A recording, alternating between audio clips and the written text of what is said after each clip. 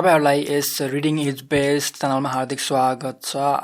आज म यस भिडियोमा हाम्रो त्रिभुवन युनिभर्सिटी अन्तर्गत रहेको post graduate diploma and counselling psychology अन्तर्गत रहेको पेपर 3 मा पर्ने काउन्सिलिङ थ्योरीज एन्ड स्किल्स को युनिट 2 को client centre theory and technique मा रहेको कन्टेन्ट जुन चाहिँ हाम्रो रहेको छ key concepts theoretical principles and therapeutic process भित्र पनि रहेको की कन्सेप्ट को बारेमा कुरा गर्न गइरहेको छु। हाम्रो यो क्लाइन्ट सेन्टर थ्योरी अथवा पर्सन सेन्टर थ्योरी को की कन्सेप्ट को बारेमा कुरा गर्न गइरहेको छु र आउनुस् हामी यस भिडियोलाई अगाडि बढाउँ र हाम्रो आजको टपिक छ की कन्सेप्ट। त्यसमा चाहिँ हामीले भ्यू अफ ह्युमन नेचर, हाम्रो यो क्लाइन्ट सेन्टर थ्योरी अथवा हाम्रो यो पर्सन सेन्टर थ्योरीले ह्युमन नेचरलाई कसरी भ्यू गर्छ भन्ने कुराको बारेमा हामीले हेर्न गइरहेका छौं। र कार्ल रोजरले के भनेका छन् भन्दाखेरि चाहिँ people are trustworthy, resourceful, capable of self understanding and self direction, able to make constructive changes and able to live effective and productive life. हरेक इन्डिभिजुअल, हरेक व्यक्तिहरू चाहिँ बेसिकली नर्मल व्यक्तिहरू चाहिँ एक किसिमको ट्रस्टवर्थी, भरोसादायी अनि रिसोर्सफुल, उनीहरुभित्र आफूमा चेन्ज ल्याउन सक्ने इनर रिसोर्स हुने गर्छ। उनीहरुसित एउटा क्यापासिटी, आफूलाई बुझ्ने क्यापासिटी र आफूलाई कुन बाटोमा हिँड्दाखेरि अथवा आफूले कुन कुरा चुज गर्दाखेरि चाहिँ आफूलाई फाइदा हुन्छ भन्ने थाहा हुन्छ र उनीहरुले आफ्नो जीवनमा चाहिँ आफैले एज अ हिलरको रूपमा कन्स्ट्रक्टिभ चेन्ज ल्याउन सक्छन् र they are able to live a effective, एउटा प्रभावकारी र प्रोडक्टिभ जीवन पनि उनीहरुले बिताउन सक्छन् भन्ने एउटा उनको बिलिफ रहेको थियो कार्ल रोजरको। र कार्ल रोजरले आफ्नो एक्सपिरियन्सबाट के पत्ता लगाए भन्दाखेरि चाहिँ बेसिकली मान्छेको कोर, हरेक इन्डिभिजुअलको भित्री भाग कोरमा चाहिँ एउटा ट्रस्ट वर्दी पोजिटिभ सेन्टर हुने गर्छ भन्ने कार्ल रोजरले आफ्नो एक्सपिरियन्स, आफ्नो थेराप्युटिक सेसनबाट यो कुराहरू थाहा पाए। र हाम्रो अर्को पोइन्टमा छ when therapists are able to experience and communicate their realness, support, caring and non-judgmental understanding, significant changes in the client are most likely to occur। यदि थेरापिस्टले आफ्नो रियलनेस, जेन्युननेस देखाउन सके अथवा कम्युनिकेट गर्न सके र क्लाइन्टलाई आफ्नो केयरिङ नेचर कम्युनिकेट गर्न सके, आफ्नो सपोर्ट कम्युनिकेट गर्न सके र आफ्नो नन जजमेन्टल अन्डरस्ट्यान्डिङ, क्लाइन्टलाई कुनै पनि किसिमले जज नगरिकन उसको अन्डरस्ट्यान्ड गर्न सके भने चाहिँ क्लाइन्टमा चाहिँ सिग्निफिकेन्ट चेन्ज आउने गर्छ भन्ने हाम्रो कार्ल रोजरको बुझाइ थियो। र हाम्रो यो पर्सन सेन्टर थ्योरीको पनि बेसिकली यही आइडिया हो। यही आइडियामा बेस भएर हाम्रो पर्सन सेन्टर थ्योरी अथवा क्लाइन्ट सेन्टर थ्योरी डेभलप भएको छ। र हाम्रो कार्ल रोजरले 3टा कुरा, यो ग्रोथ प्रमोटिङ क्लाइमेट, हाम्रो यो क्लाइन्टको पोटेन्सियल रिच गर्न अथवा क्लाइन्टलाई डेभलप गर्न, क्लाइन्टको सेल्फ डेभलपमेन्टको लागि चाहिँ 3टा कुराहरू चाहिँ अत्यावश्यक छ भनिएको छ, जुन चाहिँ हाम्रो यो थेरापीमा धेरै युज हुने गर्छ। यो 3टा कुरा भनेको चाहिँ हाम्रो थेरापीको चाहिँ एउटा ब्याकबोन जस्तै हो। त्यसमा रहेको छ हाम्रो चाहिँ कन्ग्रुएन्स, जेन्युननेस अर रियलनेस।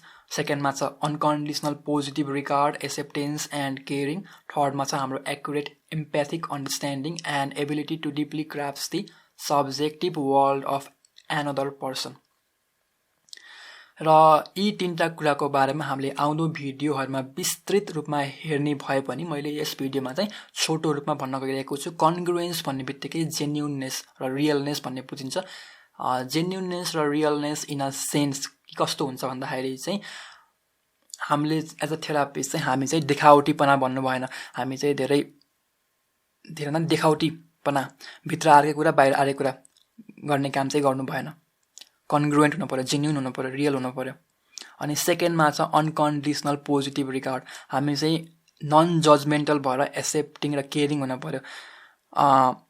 यसमा चाहिँ के भन्न खोजियो भन्दाखेरि चाहिँ क्लाइन्टलाई हामीले जज गर्न भएन, क्लाइन्टलाई हामीले as a normal human being, as a जस्तै ह्युमन बिङको रूपमा चाहिँ हेर्नु पर्यो, who is trying to get better, जो चाहिँ आफ्नो जीवन चाहिँ आफ्नो बुझाइअनुसार चाहिँ राम्रोसँग बाँच्न खोजिरहेका छन् अथवा लेस सफरिङको पाथ चुज गर्न खोजिरहेका छन् भनेर बुझ्न पर्यो।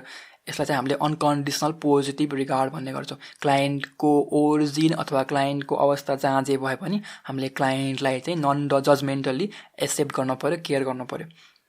अनि थर्डमा छ हाम्रो एक्युरेट एम्पेथिक अन्डरस्ट्यान्डिङ। एक्युरेट एम्पेथिक अन्डरस्ट्यान्डिङ भनेको चाहिँ बेसिकली हाम्रो चाहिँ दुईवटा कुरा हुने गर्छ, सिम्प्याथी र एम्पेथी।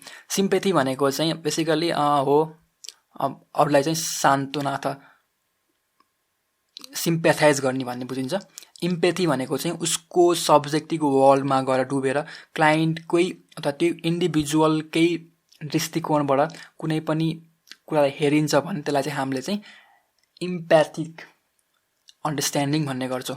हामीलाई एउटा सरले चाहिँ एउटा कथा भन्नुभएको थियो। एउटा कथामा चाहिँ के हुन्छ भन्दाखेरि चाहिँ एउटा व्यक्तिको चाहिँ राम र श्याम थिए अनि रामको बुवा चाहिँ मृत्यु हुन्छ। अनि श्याम गएर अनि रामलाई सम्झाउन थाल्छ, हो यस्तो मर्नु भनेको नेचुरल कुरा हो, सबै जन्मेपछि मर्नै पर्छ, यस्तो बेला रुनु हुँदैन, यस्तो बेला यस्तो गर्नु हुँदैन, यस्तो उसले चाहिँ अर्टी उपदेश दिने गर्छ, नेपालीको बानी हो। अनि सम्झाउने गर्छ त्यो श्यामले रामलाई गएर। अनि केही महिनापछि श्यामको बुवाको पनि मृत्यु हुन्छ। अनि राम पनि जाने गर्छ। अनि तैँले त मलाई अस्ति त यसरी सम्झाइरहेको थिइस्, यस्तो गर्नुहुन्न रुनुहुन्न भन्थिस्, तर त आज आफै रोइरहेस् भन्छ रामले श्यामलाई। अनि श्यामले के भन्छ भन्दाखेरि चाहिँ त्यतिखेर त तेरो बुवाको मृत्यु भएको थियो, यतिखेर त मेरो बुवाको मृत्यु भएको छ भनेर श्यामले भन्छ। यसलाई चाहिँ हामीले सिम्प्याथी भन्ने गर्छौँ। त्यतिखेर चाहिँ रामलाई चाहिँ श्यामले सिम्प्याथी देखाएको थियो कि उसले चाहिँ उसको ठाउँबाट उभिएर हेरेको थिएन। त्यही भएर उसले चाहिँ त्यतिखेर तेरो बाउ यतिखेर मेरो बाउ भन्ने कुरा आयो। यो चाहिँ सिम्प्याथी भयो। हामीले त्यो नभएर हामीले चाहिँ इम्प्याथिक हुनु पर्यो, क्लाइन्टको ठाउँबाट उभिएर हेर्नु पर्यो। क्लाइन्टलाई त्यो कुरा गर्न अथवा क्लाइन्टको त्यो भोगाइको कारण के हो, क्लाइन्टले त्यस्तो गर्नु कारण चाहिँ के हो त भनेर क्लाइन्टको ठाउँबाट हामीले उभिएर हेर्नु पर्यो, क्लाइन्टको जुत्ता लाएर उभिएर हेर्नु पर्यो। बेसिकली भन्छ वेयरिङ एनदर पर्सन सू भन्छ, अर्को व्यक्तिको जुत्तामा उभिएर अथवा जुत्ता लाएर हेर्नु पर्यो। यसलाई चाहिँ हामीले एम्पेथिक अन्डरस्ट्यान्डिङ भन्ने गर्छौँ। र यदि कार्ल रोजरले के भन्छन् भन्दाखेरि चाहिँ यदि थेरापिस्टले यी तीनटा कुराहरू क्लाइन्टसँग कम्युनिकेट अथवा यी तीनटा एटिट्युड, बेसिकली हामीले यसलाई चाहिँ टेक्निक भन्दा पनि थेरापिस्टको थेरापिस्टको त्यो एटिट्युड भन्ने बुझ्ने गर्छौँ। यसलाई हामीले टेक्निक भन्दैनौँ।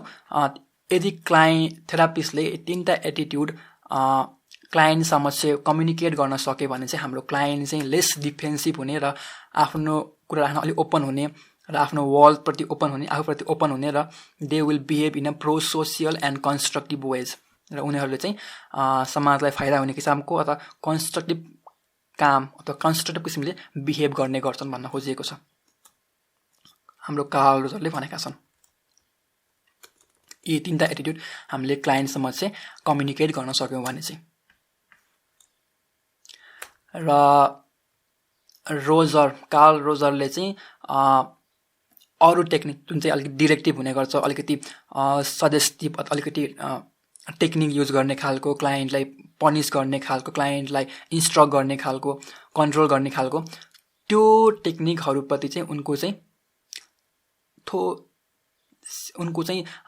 टेक्निकप्रति इन्ट्रेस्ट छैन। उनले चाहिँ के भन्छन् बेसिकली भन्दाखेरि चाहिँ क्लाइन्टलाई चाहिँ हामीले नन डिरेक्टिभ टेक्निक युज गर्नुपर्छ। क्लाइन्टलाई हामीले आफैलाई थेरापीमा लिड गर्न दिनुपर्छ।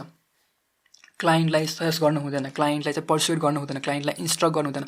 क्लाइन्टमा आफैमा एउटा इनर रिसोर्स छ, हामीले त्यो इनर रिसोर्स युज गर्ने वातावरण मात्र मिलाइदिने हो भन्ने रोजरको बिलिभ छ। र त्यो बाहेक अरू कुरा भने जस्तै क्लाइन्टलाई ट्रस्ट गर्नु हुँदैन, क्लाइन्टलाई डिरेक्ट गर्नुपर्छ, क्लाइन्टलाई मोटिभेट गर्नुपर्छ, क्लाइन्टलाई इन्स्ट्रक्ट गर्नुपर्छ, क्लाइन्टलाई पनिस गर्नुपर्छ, क्लाइन्टलाई रिवार्ड गर्नुपर्छ, कन्ट्रोल गर्नुपर्छ, म्यानेज गर्नुपर्छ।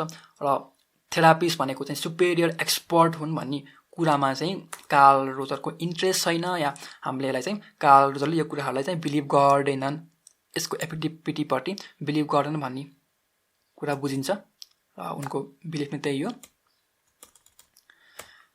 र once again, person-centered approach rejects the role of the therapist as authority who knows best and of the passive client who merely follows the dictates of therapist।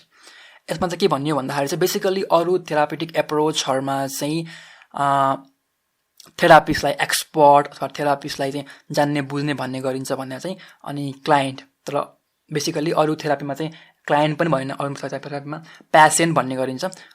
त्यतिमा चाहिँ क्लाइन्टलाई चाहिँ कमजोर, जसलाई चाहिँ सिकाउनु पर्छ, जसलाई चाहिँ सजेस्ट गर्नुपर्छ, जसलाई चाहिँ पर्सुएड गर्नुपर्छ, जसलाई चाहिँ इन्स्ट्रक्ट गर्नुपर्छ भन्ने कुरा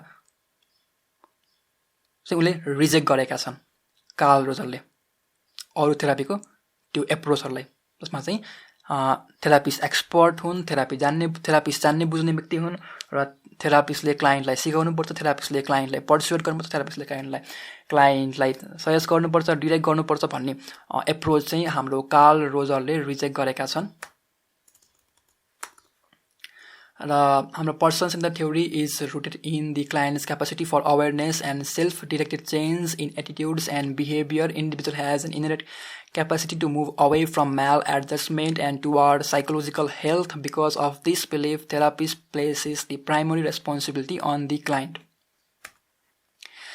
यहाँ बेसिकली के भनियो भन्दाखेरि चाहिँ हाम्रो यो पर्सन सेन्टर थ्योरीले चाहिँ क्लाइन्टलाई आफ्नो चेन्ज ल्याउने, आफूलाई हिल गर्ने एउटा इनहेरेन्ट क्यापेसिटी हुन्छ, आफ्नो इनर रिसोर्स हुने गर्छ र माल एडजस्टमेन्टबाट मुभ अवे हुने अथवा माल एडजस्टमेन्टलाई हटाउन सक्ने अथवा साइकोलोजिकल हेल्थतिर अगाडि बढ्न सक्ने एउटा क्लाइन्टमा एउटा क्षमता, एउटा इनर रिसोर्स हुने गर्छ। त्यही भएर हाम्रो यो पर्सन सेन्टर थ्योरीले प्राइमरी रेस्पोन्सिबिलिटी चाहिँ क्लाइन्टलाई नै दिने गर्छ। क्लाइन्टलाई नै चाहिँ आफ्नो डिरेक्सन अथवा आफ्नो थेरापीको डिरेक्सन चुज गर्न मौका दिइन्छ र क्लाइन्टलाई कुनै पनि किसिमको कन्ट्रोल गर्ने गरिँदैन, कुनै पनि किसिमको सजेस्ट गर्ने गरिँदैन, कुनै पनि किसिमको पर्सुएड अथवा टेक्निकहरू सिकाइँदैन, बरु क्लाइन्टलाई त्यो आफ्नो पोटेन्सियल रिच गर्ने, आफ्नो हिलिङ पावर रिच गर्ने, एम्प्लिफाई गर्ने एउटा फ्यासिलिटेटिभ इन्भाइरोमेन्ट दिने गर्छ, जुन चाहिँ बेसिकली हाम्रो यो तीनटा एटिट्युड दिने भने चाहिँ, तीनटा एटिट्युड कम्युनिकेट गर्न सक्ने भने चाहिँ क्लाइन्टलाई, जुन चाहिँ हाम्रो कन्ग्रुएन्स, अनकन्डिसनल पोजिटिभ रिगार्ड र एक्युरेट एम्प्याथिक अन्डरस्ट्यान्डिङ छ। यो तीनटा एटिट्युड हामीले क्लाइन्टसँग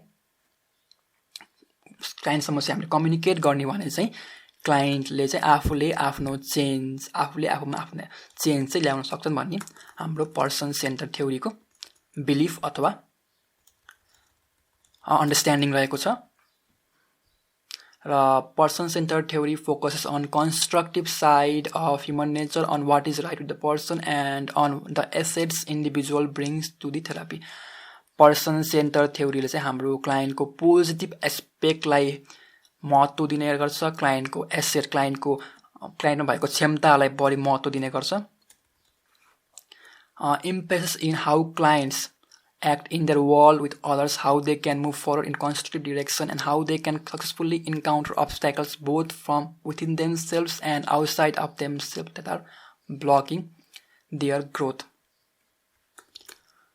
र क्लाइन्ट कसरी आफ्नो वर्ल्डसँग डिल गरिरहेका हुन्छन्, कसरी अगाडि बढ्न सक्छन् र कसरी आफ्नो अब्स्ट्याकलहरूलाई इन्काउन्टर सल्भ गर्न सक्छन् र जसले उनीहरूको पोटेन्सियालिटी, उनीहरूको ग्रोथमा अब्स्ट्याकल खडा गरेको छ, त्यस्तो कुराहरूलाई फोकस गर्ने गरिन्छ। र यो चाहिँ क्लाइन्टको एसेटको रूपमा प्रयोग गर्न सकिन्छ, किनकि हरेक क्लाइन्टमा चाहिँ एउटा क्षमता हुन्छ, हरेक क्लाइन्टले चाहिँ आफ्नो वर्ल्डसँग आफै डिल गरिरहेको हुन्छ, आफू कन्स्ट्रक्टिभ पाथमा हिँड्न खोजिरहेको हुन्छ र सकेसम्म आफ्ना समस्याहरू आफै हल गर्न खोजिरहेको हुन्छ। यी एसेट्सहरूलाई चाहिँ फोकस गर्ने गरिन्छ। र अर्को हाम्रो महत्त्वपूर्ण टर्म छ एक्चुअलाइजिङ टेन्डेन्सी। एक्चुअलाइजिङ टेन्डेन्सी भनेको चाहिँ हामीले मास्लोज हायरार्की भनी पढेका थियौँ र त्यसलाई चाहिँ बेसिकली के भन्छ भन्दाखेरि चाहिँ एक्चुअलाइजिङ टेन्डेन्सी यस्तो एउटा टेन्डेन्सी हो जहाँ चाहिँ एउटा व्यक्ति चाहिँ आफ्नो पोटेन्सियालिटी, आफ्नो पर्सनल डेभलपमेन्ट बेसिकली आफ्नो पोटेन्सियालिटी रिच गर्न आफ्नो ट्रु नेचर रिच गर्न खोजिरहेको हुन्छ र हाम्रो यो पर्सन सेन्टर थ्योरीको मेन उद्देश्य पनि व्यक्ति चाहिँ आफ्नो एक्चुअलाइज टेन्डेन्सी रिच गरून् आफ्नो त्यो पोटेन्सियालिटी रिच गरून् भन्ने हो र हाम्रो यो एक्चुअलाइजिङ सेल्फ एक्चुअलाइजेसन प्रोसेस चाहिँ एउटा कुनै पनि डेस्टिनेसन भएन एउटा जोर्नी हो यो चाहिँ निरन्तर चलिरहने प्रक्रिया हो भन्न खोजिएको छ र practitioner with humanistic orientation encourage their clients to make changes that will lead to living fully and authentically with the realization that this kind of existence demands a continuing struggle. र humanistic orientation भनेको चाहिँ हाम्रो यो basically यसमा चाहिँ क्लाइन्टलाई चाहिँ as a ह्युमनको रूपमा behave एउटा एज अ ह्युमनको रूपमा ट्रिट गर्नुपर्छ भन्ने एउटा एप्रोच यसमा चाहिँ हाम्रो यो पर्सन सेन्टर थ्योरी पनि पढ्ने गर्छ अथवा यसमा चाहिँ एउटा सब्जेक्टिभ पर्सपेक्टिभ युज गर्ने गरिन्छ यसमा चाहिँ क्लाइन्टलाई चाहिँ आफ्नो लाइफ फुल्ली अथेन्टिकल्ली बाँच्ने एउटा इन्करेज गर्ने गरिन्छ र त्यस्तो खाले अथेन्टिकली अथवा फुल्ली आफ्नो सेल्फ रियलाइज गरेर बाँच्नको लागि चाहिँ एउटा कन्स्ट्यान्ट स्ट्रगल गर्नुपर्छ भन्ने कुरा रियलाइज गर्न पनि सिकाइने गर्छ र यो थियो हाम्रो key concept of person centre theory जसमा चाहिँ हामीले ह्युमन नेचरको बारेमा कुरा गऱ्यौँ यसमा चाहिँ पर्सन सेन्टर थ्योरी अथवा क्लाइन्ट सेन्टर थ्योरीले बेसी व्यक्तिको ह्युमन नेचरलाई कसरी हेर्ने गर्छ त